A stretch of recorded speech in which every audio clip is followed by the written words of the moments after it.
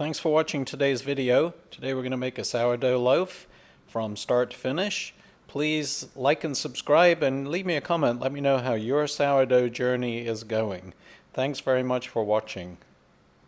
So as always, we start with feeding our starter the night before, and we want it to double overnight or more.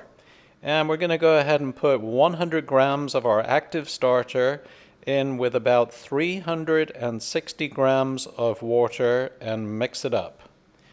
And then we are going to give that a good mix. I actually use a slightly warm water just to kind of give things a little bit of a boost. And then we're going to add it to 400 grams of white flour and 100 grams of whole wheat flour and 10 grams of salt. And give it a little mix to incorporate all the ingredients, and then mix in all of the liquid with the starter and combine it. And we just give it a good mix until it's a shaggy consistency. And we're not over mixing at this point, but we do want to make sure that all of the flour is incorporated. And then we are just going to cover it for 20 minutes and leave that to just kind of settle in. And once that's happened, we'll take the lid off, and this is our first stretch and fold.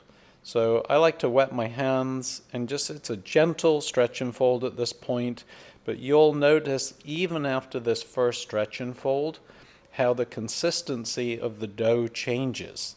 And this is the process that we're looking for. We're developing those gluten strands, and even now you can see it's much smoother than it was, and it's holding together. But we just do a light stretch and fold.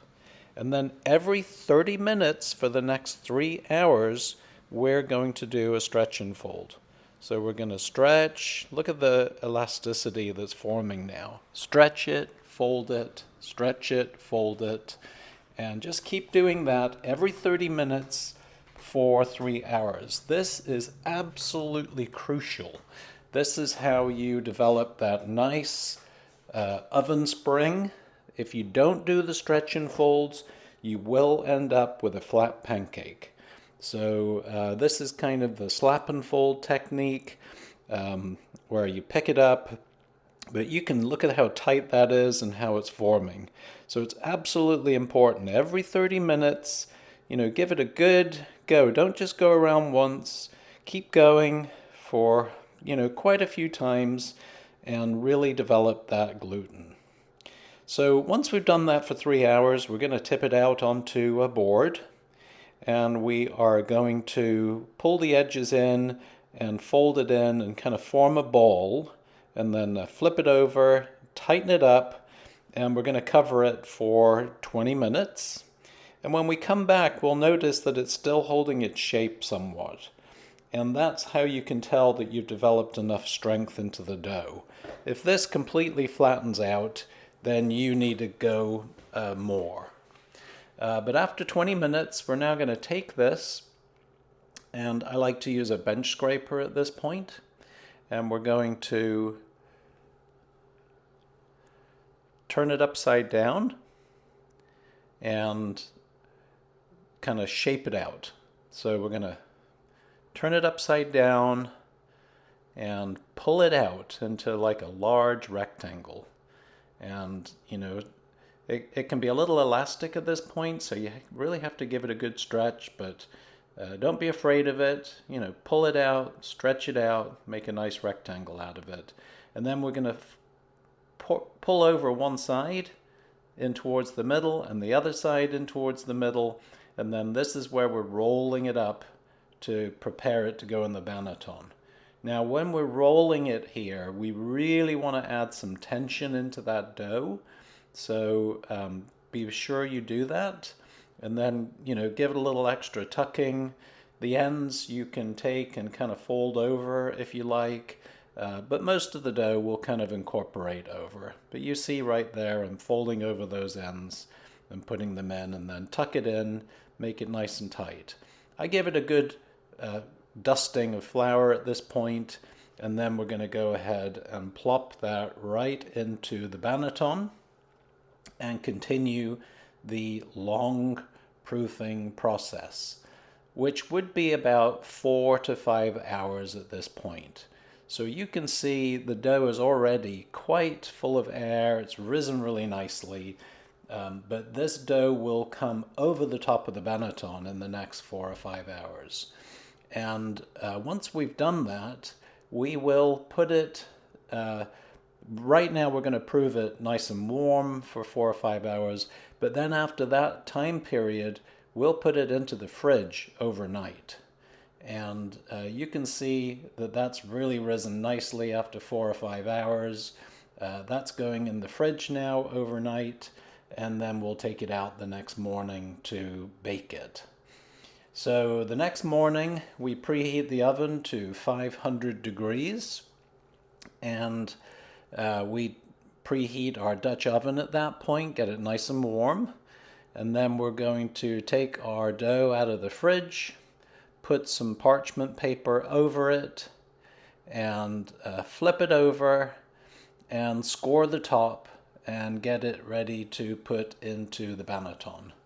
So we're going to go ahead and put the parchment paper on it now, put our hand on it and just kind of flip that over so that it falls out of the banneton. I actually line my banneton with a paper towel. I just find it is the easiest to get off the dough and it doesn't stick at all. So just kind of peel that off, and there's your beautiful dough that's been in the fridge overnight with a slow ferment.